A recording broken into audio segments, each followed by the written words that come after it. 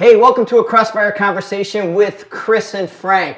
Chris, didn't you just shoot a match this weekend?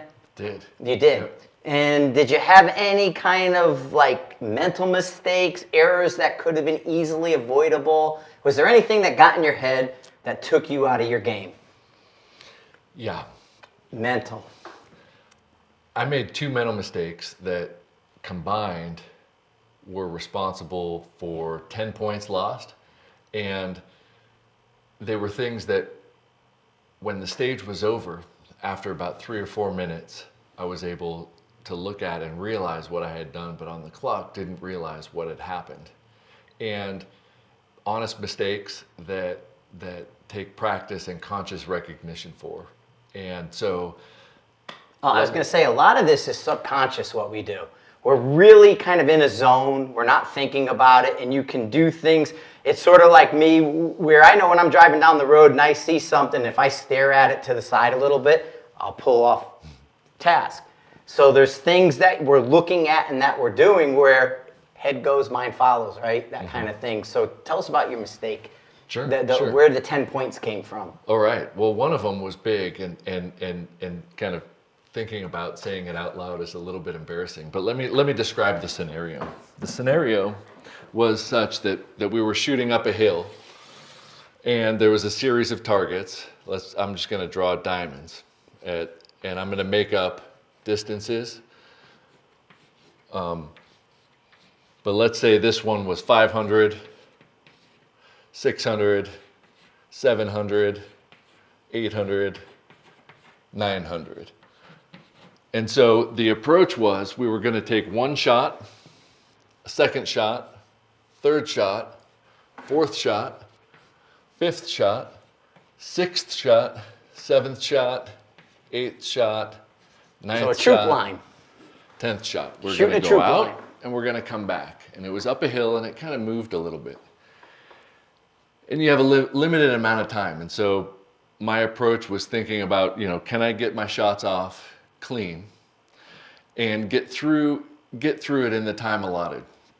And the strategy that I came up with was that I was going to dial my first target and hold over for the rest of them. And so when I wrote out my dope, I write out 0 because I've zeroed it out at 500. And then I'm just going to make up dope numbers, but let's say it's 1. It'd be like add a mil. 0.7, 1.5, let's say 3, and 4.5, something like that. And then, because the wind is going to change at a distance, and we were on a big hill and there was a canyon to the right, I made a wind plan. And the wind speeds, it was about between a 4 and maybe a 12 mile an hour. So I wrote out my holds such that whether or not I hit my first target, I would be able to measure the wind speed, account for that in my reticle, and then, let's say 4, 6, 8, right? And so let's say this was 0.5, 0.7, 0.9, and 1.2 mils, I knew that regardless of the way this worked out for me was I was going to add a 10th to each of these. So essentially the way it worked out was add 0.1, add 0.1, add 0.2, add 0.2 for the wind speeds that were available. When I looked, and I had a feeling it was going to be around a 6 mile an hour full value wind. So that was my plan, and I had this written on my board. So I took my first shot and I dialed my wind because I've been working on, holding over and dialing elevation and holding wind so that I could be cross compatible with those systems. A little more dynamic. I can kind of do whatever I want to and be effective at it. So I shot at my first target and I missed. And I measured the distance between my miss. And I realized that it was, a 12 mile an hour wind. I saw that. I held here, I missed. I measured that with my reticle. I made the correction from my impact in the dirt to the center. That happens. You miss your first shot. You know what the wind's really doing. You make your correction. So then I got an impact, center, impact, center, impact, center, And then I saw it, what I thought was edge hit. And sometimes plates swing. You think it swung right, but actually it hit the post and went. So I made my correction to center, and I missed off the left edge. Okay, I got a first round, I got the hit, but I corrected the wrong way to center and I pulled it off plate, or the wind picked up. But here's where the mental mistake happened. Because I'd been dialing, because my plan was add a tenth to the right, add a tenth to the right, add 2/10 to the right, add 2/10 to the right. When I reversed it, too much. I kept adding to the right instead of taking off wind. So Yep. instead of dialing, right, left, I went right, so I missed off. I thought, oh, okay, that's too much. I'm going to take off more. I'm going to take off 3/10, and then I missed off the right. Now, as you're coming in, these plates are getting a little bit bigger, but what appeared to me was that I kept missing kind of in this, and I kept dialing the wind. Okay, I'm going to make that correction, and then I missed off the right, and then God, it's not unheard of for the wind to keep picking up, but I kept correcting for more wind, and I missed. And I thought, at first I thought, oh my God, the wind got really strong because I kept missing off the right. And then I looked at my wind, and I realized that I was over 2 mils now. And the wrong way. Right. I had been dialing. You kept adding instead of subtracting on the way Right. back. So you add out, so and you wanted to subtract in, but you added out and then added back in. Right. Yes, so you did it twice. So my impacts were coming off the other side, but I was correcting. The mental mistake was that I knew as I walked out I was going to add, and I was holding over for speed. But what I had failed to process before, I said, I understand the course of fire, time starts now, is I didn't walk through that mentally in reverse to such that, okay, I'm getting my dialing, my wind is pretty dynamic. Yep. But I rehearsed add, but then I didn't rehearse subtract. Right. So instead of that, I was dialing the wrong direction for the direction that I was shooting. And sometimes if it's 2, 2, 2, 2, 2, you do that. Or if you go far to near, that's fine because you're doing the same correction. But when you're changing your correction directions, make sure that you make a note of that because it tricked me. And I totally got tricked. It was honest. And laughing about it later, it seems so obvious that you would add wind and then subtract wind. But trying to think about your holdovers and your wind calls and make adjustments, I neglected to recognize that I was going to be dialing back instead of more. Yeah, it's how much information can you manage in a stage for you? Like to me, the older I get, less and less I can manage. Mm-hmm. When you get to these stages that are tricky, sort of, you have to memorize things in no orders, messes me up completely because my brain's not working that way anymore. So you have to look at how much information you can manage and where, so you're trying to manage both windage and elevation in 2 directions. Mm-hmm. So you went one piece of information too many. So you can manage windage and elevation going out, but then when it came back in, it was a bridge too far. Mm-hmm. So now you have to figure out where is my balance point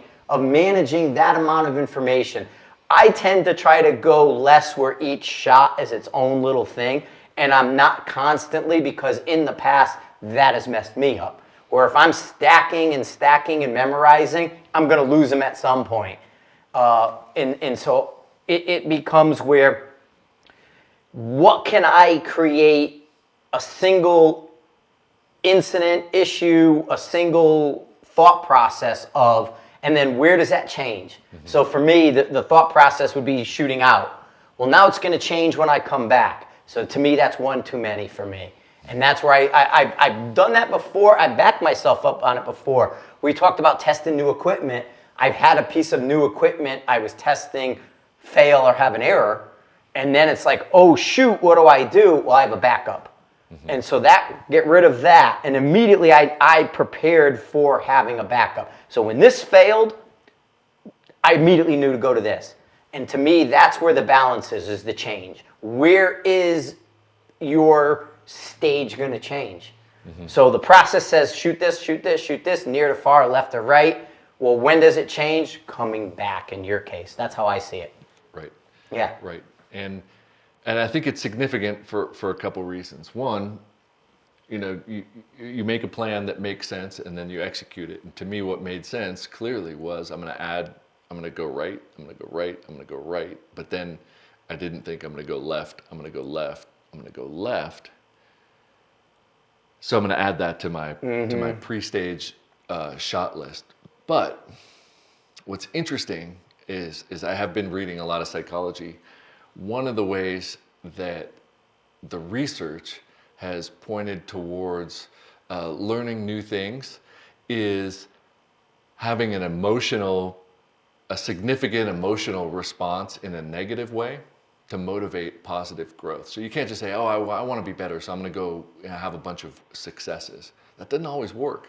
But what they've shown in people and in other mammal species is that to get the right neurochemicals to have something like this not happen again, or at least initiate that growth, it's that you have to have an emotional kind of loss element. And had I done this if I went to your range and I did this, I'd have been like, God, I'm an idiot. Yeah. But it didn't cost anything. Right. But the fact that it cost 6 points released it, according to science, it released the neurochemicals that open up the ability for me to actually learn not to do this again. Now, I've never done this mental mistake before. I'm really good at coming up with mental mistakes, but I tend not to repeat them. And I think that's because if you go to a match and you suffer a mental mistake loss, the emotional response as mammals, we learn from single negative experiences. It takes a lot of positives to learn, but we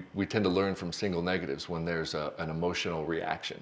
And so, think about if you went out to eat somewhere and you got food poisoning, it probably isn't the type of food, and it probably maybe it was the place, but you might avoid that kind of food forever because you had that one negative interaction. Absolutely. I think evolutionarily, that's how we were designed to grow, and we didn't evolve to shoot guns, have little explosions by our face. Put your hand in the fire, get burned. You're not going to put your hand in the fire. Right. But we have emotional attachment. So going to a match can provide a great learning tool for, the mistakes that you can grow from if you write it down and acknowledge it and say, wow, I lost 6 points on this stage. And it wasn't because I wasn't good at the shooting, and it wasn't because I didn't make the appropriate wind correction. It's that then I continued to make the wrong. Your workflow was off. Muscle. You had all the information to get the hits. You just got your workflow off and out of order. Right. And that created the result of the miss. So absolutely, your gun's accurate enough. Your skills are at a level high enough. And every element other than that mental mistake was available to you. The mental mistake just wiped all that out. Miss. Right. And then now I can't make that mistake again. Understand that troop line process. And you realize at that moment, and you go, oh my God. What did I do? But the feeling that you get because you're at a match, and I think that is a real big upsell to going to local club matches. Now, it hurts more when you spend a lot of money to travel to a match, but you can have that same interaction and that same learning growth, the neurological cycles that have to take place for fast growth by going to a club match and giving yourself kind of the opportunity to try new things and screw up. Right? Positive reps. And if you screw up trying a new thing where you can't do it again, you're going to learn faster than if you're just kind of going, if you go to the range and you shoot a paper, you're like, forgot to zero. Okay, no big deal. You keep shooting. You're going to keep making that mistake. But if you go to a match and you forget to put it on zero and you miss, and you go, oh, crap, that just cost me a point. You're not likely to forget that again because of the way that we're designed neurologically. So I think that's pretty cool. Absolutely, because no one's half the battle. Exactly. There you go. Well, what do you want to challenge people for their next Crossfire challenge? Man, I would say try something that you don't normally do. If you normally dial elevation, try holding elevation. If you normally hold wind, try dialing wind and start to do things that you're not comfortable Change with. your aspect and put that in your mind. Shooting here in the wind and then changing as much as you can and shooting another shot in the wind. So you're having to make changes, but recognizing the changes. So, Something that you're not comfortable with, so you have to think more. And you're also likely to screw up. And then think about why you screwed up. Write it down. And think about how you might be able to train that new style. Because I think there's a time and a place to dial elevation and hold. I think there's a time and a place to dial wind and hold. But you won't know until you figure it out. there you go. Thanks for watching.